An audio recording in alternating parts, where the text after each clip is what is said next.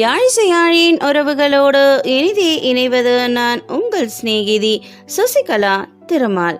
இன்றைய பதிவில் நாம் 63 நாயன்மார்களில் ஒருவரான மங்கையர்க்கரசியார் பற்றித்தான் காணவிருக்கின்றோம்.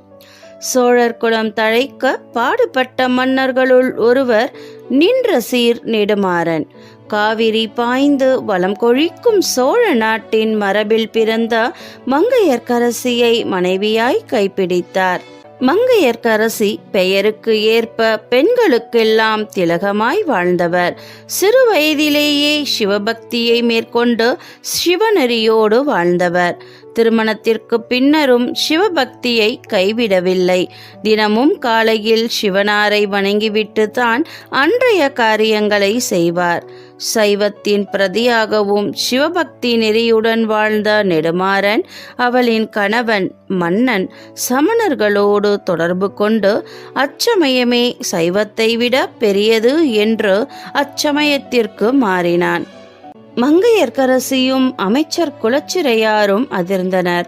தன் கணவன் சமணத்திற்கு மாறியதை விரும்பாத அவள் சிவனாரிடம் கண்ணீர் விட்டு அழுது தன் கணவரை மீண்டும் சைவ சமயத்திற்கு மாற்றும்படி மன்றாடினாள்.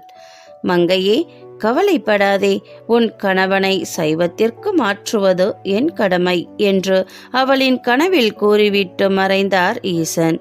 மன்னருக்கு திடீரென கூன்முதுகும் கடுமையான வயிற்று வலியும் ஏற்பட்டது. சமண வைத்தியர்கள் பலர் மருத்துவம் பார்த்தும் மன்னனுக்கு நோய் நீங்கவில்லை.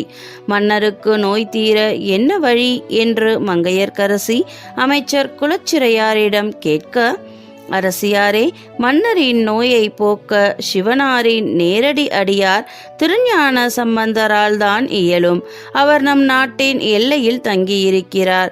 அவரை அழைத்து வருகிறேன் என்று குலச்சிறையார் சொல்ல, அமைச்சரே, சைவ பெருமகன் திருஞான சம்பந்தரை பற்றி கேள்விப்பட்டிருக்கிறேன்.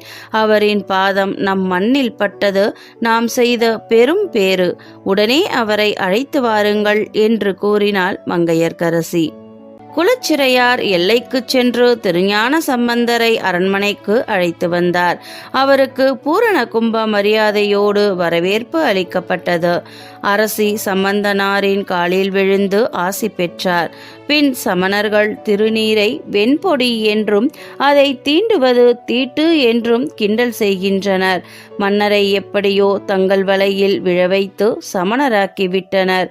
அவருக்கு இறைவனால் ஏற்பட்ட கூனையும் வயிற்று வலி நீக்கி அவரை சைவ சமயத்திற்கு மாற்றும்படி வேண்டினாள். சம்பந்தர் மன்னரை பார்த்தார். மன்னரின் உடல் முழுவதும் திருநீறு பூசும்படி சொல்ல மருந்தாய் அதை பூசினர். மன்னரின் நோய் தீர திருநீற்று பதிகம் பாடினார். பாடி முடித்ததும் இறையருளால் நோய் உடனடியாக நீங்கியது. தன் தவறை உணர்ந்த மன்னன் சிவபெருமானின் அடியாராக மாறினார். சைவத்திற்கும் சிவனடியார்களுக்கும் பெரும் தொண்டு செய்தார்.